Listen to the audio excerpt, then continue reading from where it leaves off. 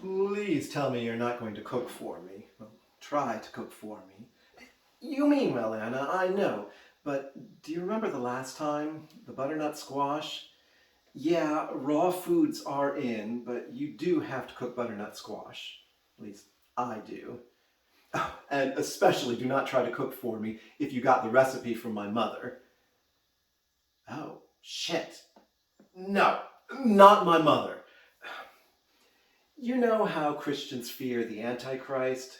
Well, my mother is the anti-cook. You think that she's this nice, sweet lady offering you real food, but then... My mother raised me on crap. I am a relatively healthy American male in spite of her. At the height of her culinary endeavors, she could barely throw together conglomerations of minute rice, Campbell's cream of mushroom soup, and frozen vegetables boiled into a tasteless and shapeless mass. Ugh. And if she wasn't following one of those easy, no muss, no fuss casserole recipes, she was devising her own creations that would make Victor Frankenstein shudder.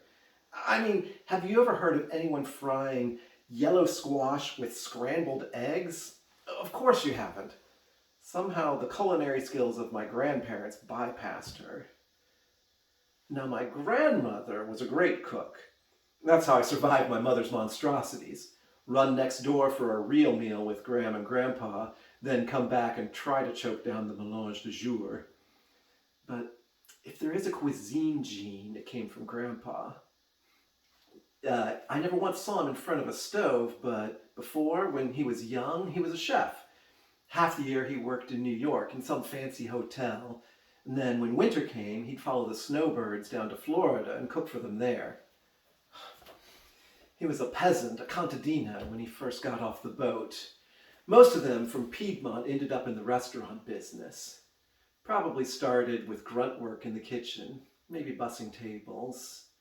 But some watched and learned and started to cook, like Grandpa.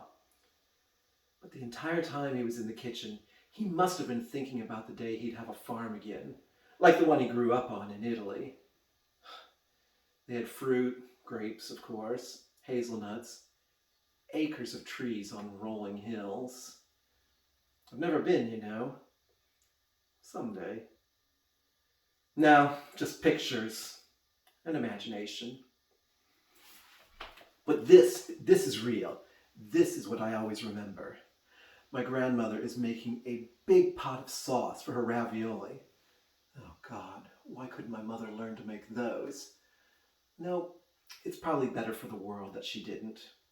So, Gram is stirring, she tastes, she adds some spice, puts the spoon back in, takes some more out, offers it to my grandpa.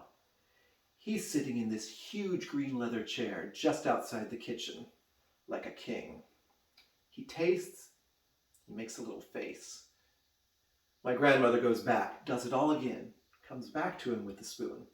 He tastes, he smiles. It's done. Perfection. And when you had a bite of that sauce over the homemade ravioli, it was so right. It tasted like the holidays with my grandparents. You know, sometimes it's not about the food. It's about the setting, the love.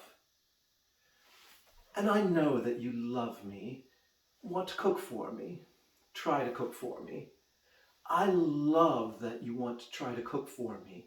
You don't have to succeed, but if you want, maybe I can take over here, because you know that I love to cook for you. I can't promise that it will taste like perfection, but I think it will taste like love.